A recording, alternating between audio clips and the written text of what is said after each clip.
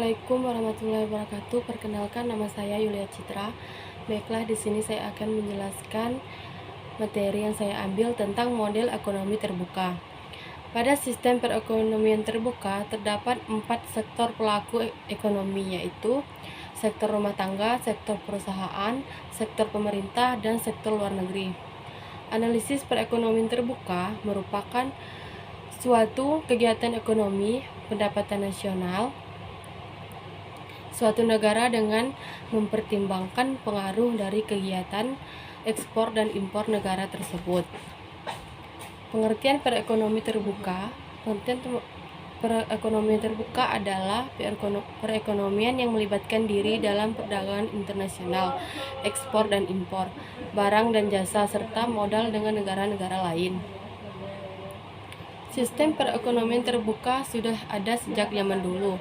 Tidak hanya di zaman sekarang ini, beberapa abad yang lalu, para pedagang yang berlayar dengan kapal juga sudah melakukan kegiatan jual beli barang antar wilayah padahal perekonomian saat itu.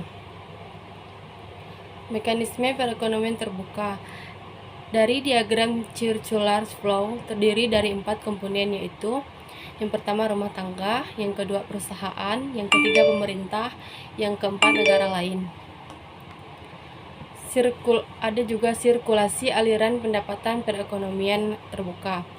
Perekonomian terbuka atau perekonomian 4 sektor adalah suatu sistem ekonomi yang melakukan kegiatan negara lain di dunia ini karena kegiatan ekspor dan impor merupakan bagian yang pentingnya dalam kegiatan setiap perekonomian.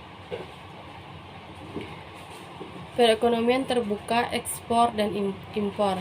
Jika suatu negara melakukan ekspor barang dan jasa ke negara lain, maka ia harus memproduksi barang dan jasa melebihi jumlah produksi yang diperlukan di dalam negeri.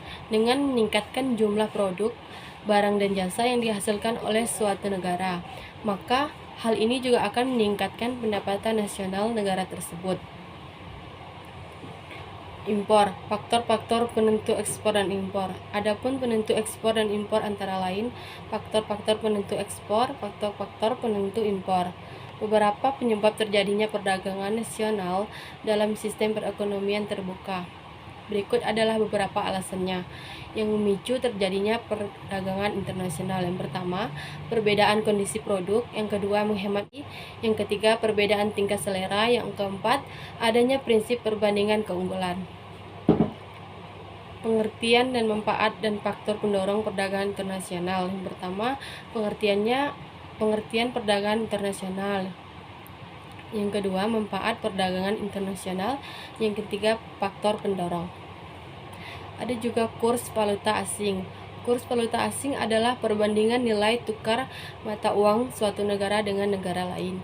Mungkin cukup sekian materi dari saya, kurang dan lebihnya saya mohon maaf. Wabillahi taufiq wal hidayah. Wassalamualaikum warahmatullahi wabarakatuh.